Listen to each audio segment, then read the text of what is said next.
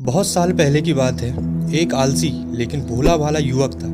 उसका नाम था आनंद। दिन भर कोई काम नहीं करता, बस खाता ही रहता और सोए रहता। घर वालों ने कहा, चले जाओ, निकलो घर से, कोई काम धाम करते नहीं हो, बस पड़े रहते हो। वह घर से निकलकर यूं ही भटकते हुए एक आश्रम पहुंचा। वहां उसने देखा कि एक गुरुजी हैं। उनके शिष्य कोई काम नहीं करते, बस मंदिर की पूजा करते हैं। उसने मन में सोचा, यह बढ़िया है, कोई काम धाम नहीं, बस पूजा ही तो करना है। गुरुजी के पास जाकर पूछा, क्या मैं यहाँ रह सकता हूँ? गुरुजी बोले, हाँ, क्यों नहीं, आप यहाँ रह सकते हैं, लेकिन मैं कोई काम नहीं कर सकता हूँ। गुरुजी, कोई काम नहीं करना है, बस पूजा करनी होगी। आनंद, ठीक है, वहाँ तो मैं कर लूँगा। अब आनंद महाराज आश्रम में रहने लगे।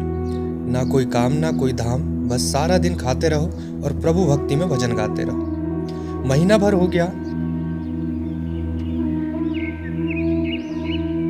फिर एक दिन आई एकादशी। उसने रसोई में जाकर देखा, खाने की कोई तैयारी नहीं थी। उसने गुरुजी से पूछा, आज खाना नहीं बनेगा क्या? गुरुजी ने कहा, नहीं, आज तो एकादशी है, तुम्हारा भी उपवास होना चाहिए। उसने कहा, नहीं, अगर हमने उपवास कर लिया तो कल का दिन ही नहीं देख पाए। हम नहीं कर सकते उपवास, हमें तो भूख लगती है, आपने पहले क्यों नहीं बताया? गुरुजी ने कहा, ठीक है, तुम ना करो उपवास, पर खाना भी तुम्हारे लिए कोई और नहीं बनाएगा, तुम खुद बना लो। मरता क्या ना करता, गया रसोई में। गुरुजी फिर आए, देखो, अगर तुम खाना बना लो तो राम जी को भोग जरूर लगाना और नदी के उस पार जाकर रसोई बनाना। ठीक है। लकड़ी, आटा, तेल, घी, सब्जी लेकर आनंद महाराज चले गए। जैसे तैसा खाना भी बनाया। खाने लगा तो याद आया, गुरुजी ने कहा था कि राम जी को भोग लगाना है। लगा भजन गाने, आओ मेरे राम जी, भोग लगाओ जी, प्रभु राम आइए, श्री राम आइए, मेरे भोजन का भोग लगाइए। कोई ना आया तो बेचैन हो गया कि यहाँ तो भूख लग रही है और राम जी आ ही नहीं रहे। भोला मानस जानता नहीं था कि प्रभु साक्षात तो आएंगे नहीं, पर गुरुजी की बात मानना जरूरी है। फिर उसने कहा, देखो प्रभु राम जी, मैं समझ गया कि आप क्यों नहीं आ रहे हैं। मैंने रूखा सूखा बनाया है और आपको तर माल खाने की आदत है, इसलिए नहीं आ रहे हैं। तो सुनो प्रभु, आज वहाँ भी कुछ नहीं बना है, सबका एकादशी है, खाना हो तो यह भोग ही खा लो। श्री राम अपने भक्त की सरलता पर बड़े मुस्कुराए और माता सीता के साथ प्रकट हो गए। भक्त असमंजस में, गुरुजी ने तो कहा था कि राम जी आएंगे, पर यहाँ तो माता सीता भी आई हैं और मैंने तो भोजन बस 2 लोगों का बनाया है। चलो कोई बात नहीं, आज इन्हें ही खिला देते हैं। बोला, प्रभु मैं भूखा रह गया, लेकिन मुझे आप दोनों को देखकर बड़ा अच्छा लग रहा है। लेकिन अगली एकादशी पर ऐसा ना करना, पहले बता देना कि कितने जन आ रहे हो, और हाँ, थोड़ा जल्दी आ जाना। राम जी उसकी इस बात पर बड़े मुदित हुए, प्रसाद ग्रहण करके चले गए। अगली एकादशी तक यह भोला मानस सब भूल गया।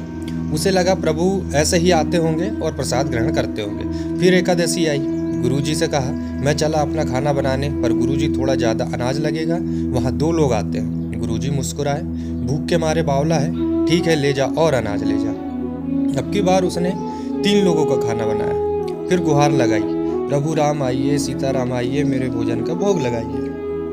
प्रभु की महिमा भी निराली है। भक्त के साथ कौतुक करने में उन्हें भी बड़ा मजा आता है।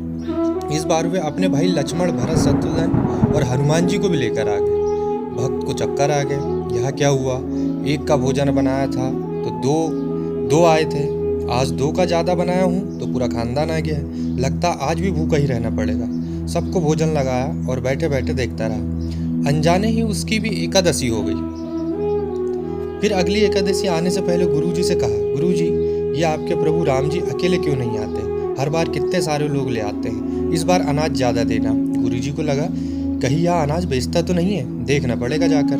भंडार में कहाँ इसे जितना अनाज चाहिए दे दो, और छुप कर उसे देखने चले पड़े। इस बार आनंद ने सोचा, खाना पहले नहीं बनाऊंगा, पता नहीं कितने लोग आ जाएं, पहले बुला लेता हूँ, फिर बनाता हूँ। फिर टेर लगाई, प्रभु राम आइए, श्री राम आइए, मेरे भोजन का भोग लगाइए। सारा राम दरबार मौजूद। इस बार तो हनुमान जी भी साथ आए, लेकिन यह क्या, प्रसाद तो तैयार ही नहीं है। भक्त ठहरा भोला भाला। बोला, प्रभु इस बार मैंने खाना नहीं बनाया। प्रभु ने पूछा, क्यों? बोला, मुझे मिलेगा तो है नहीं, फिर क्या फायदा बनाने का, आप ही बना लो और खुद ही खा लो। राम जी मुस्कुराए। सीता माता भी गदगद हो गई उसके मासूम जवाब से। लक्ष्मण जी बोले, क्या करे प्रभु?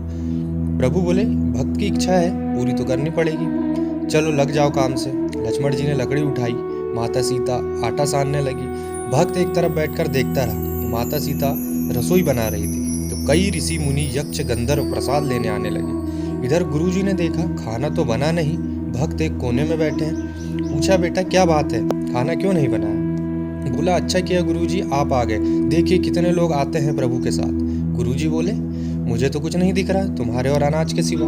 भक्त ने माथा पकड़ लिए, एक तो इतनी मेहनत करवाते हैं प्रभु, भूखा भी रखते हैं और ऊपर से गुरुजी को दिख भी नहीं रहे हैं, यह और बड़ी मुसीबत है। प्रभु से कहा, आप गुरुजी को क्यों नहीं दिख रहे? प्रभु बोले, मैं उन्हें नहीं दिख सकता। बोला, क्यों? वे तो पंडित हैं, ज्ञानी हैं, विद्वान हैं, उन्हें तो बहुत कुछ आता है, उनको क्यों नहीं दिखते आप? प्रभु बोले, माने कि उनको सब आता है पर वे सरल नहीं है तुम्हारी तरह, इसलिए उनको नहीं दिख सकता। आनंद ने गुरुजी से कहा, गुरुजी प्रभु कह रहे हैं आप सरल नहीं, इसलिए आपको नहीं दिखेंगे। गुरुजी रोने लगे, वाकई मैंने सब कुछ पाया पर सरलता नहीं पा सका, तुम्हारी तरह और प्रभु तो मन की सरलता से ही मिलते हैं। प्रभु प्रकट हो गए और गुरुजी को भी दर्शन दिए। इस तरह एक भक्त के कहने पर प्रभु ने रसोई भी बनाई। यह भक्ति कथा लोक श्रुति पर आधारित है।